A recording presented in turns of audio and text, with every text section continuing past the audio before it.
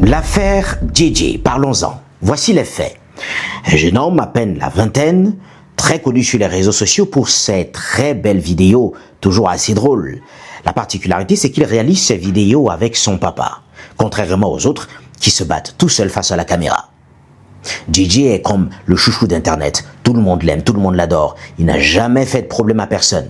Il n'est pas dans les clashs, il ne s'intéresse pas à la vie personnelle des uns ou des autres. Il fait sa petite vie, son petit chemin sur Internet, et sa stratégie marche plutôt bien. On aime bien ce genre de petit, tout calme, sans scandale, et qui s'intéresse uniquement à ce qu'il est venu faire sur Internet. Son papa l'accompagne, et c'est ça qui touche la plupart des Camerounais. On l'aime ça, parce que c'est rare. Un papa qui accompagne son enfant dans quelque chose qui peut s'apparenter à une passion. Les vidéos de JJ font des millions de vues des fois sur Internet. C'est très intéressant. Des reprises toujours plus hilarantes les unes que les autres. Tout allait bien jusqu'à ce qu'il y a quelque temps seulement, une vidéo de JJ, le petit chouchou, l'enfant de cœur, celui qu'on ne soupçonnait de rien, fuite et se retrouve sur Internet. JJ est en train de se filmer tout nu, montrant ses parties intimes et allant plus loin, montrant ses parties encore plus intimes face à une vidéo qu'il fait exprès, fièrement et avec même des accessoires en plus. Il va plus loin, on découvre après que cette vidéo avait été filmée apparemment pour être envoyée à un autre homme comme lui. On pense que c'est fini, mais tenez-vous tranquille, c'est pas tout.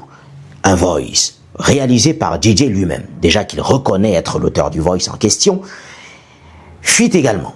Dans le voice, il dit qu'il reconnaît avoir fauté, mais cependant, il est en train de chercher quelque chose derrière, dont c'est fait exprès. Il recherche un buzz. Il veut attirer l'attention sur lui. Il veut être célèbre, il veut être populaire. JJ veut être connu. Ces vidéos font rire, on le connaît, on l'acclame déjà sur Internet, mais pour JJ, c'est insuffisant. JJ en veut beaucoup plus. Et il dit oui, je sais que j'ai fait fort, mais cependant, je cherche quelque chose derrière. Une grosse visibilité, du buzz. Pour du buzz, il est prêt à présenter ses parties intimes et les envoyer à un autre homme et les exposer au vu et au su des dizaines de millions de Camerounais. Ce n'est pas tout. L'avidité de JJ est bien plus que vous ne le pensez. Quelque temps après, on découvre un autre enregistrement vocal de JJ qui, à la limite, supplie un autre influenceur décédé il y a quelque temps dans des circonstances qui restent jusque-là assez troubles. JJ suppliait Dr Pétrolier de lui tenir la main, de l'introduire dans le domaine de la popularité, de le soutenir. Il allait jusqu'à demander même des vêtements. Et pour convaincre Dr Pétrolier, JJ va jusqu'à dire qu'il traverse des moments assez difficiles, disant que son père est une véritable charge pour lui. Il doit s'occuper de lui, il doit lui donner un petit déjeuner copieux pour qu'il puisse accepter de faire des vidéos avec lui. Il faudrait bien qu'il y ait un résultat parce que papa ne l'aide pas pour rien. C'est peut-être la goutte d'eau qui déborde le vase. Le père de JJ récemment, dans une vidéo, il a accepté de faire un live dans lequel on le retrouve en train de pleurer à chaudes larmes. Pourquoi? Il dit qu'il prend bien soin de lui et que c'est pas son fils JJ qui finance ses journées. Il a eu 40 ans de carrière dans une société de la place, il a une belle pension retraite, il vit bien sa retraite, il vit bien sa vie. Il est prêt à jurer sur la tombe de sa défunte épouse, disant que JJ, son fils, malheureusement, est un gros menteur. Et que si JJ s'est compromis, ce n'est pas pour aider son papa ou alors pour lui donner à manger, car papa n'en a pas besoin. Voilà là où la cupidité conduit les jeunes de nos jours. L'affaire du regretté docteur Pétrolier n'est pas encore terminée. Décédé dans des circonstances troubles, lui qui déclarait gagner jusqu'à 20 millions de francs CFA par mois. Ça fait flipper plus d'un. C'est une somme astronomique pour le Camerounais moyen. Des révélations plus scandaleuses les unes que les autres commencent à sortir parlant de ce docteur Pétrolier. Les rumeurs faisant état de ce qu'il existe une maison close dans laquelle se déroulent des pratiques hors normes, rassemblant la plupart de ces jeunes influenceurs.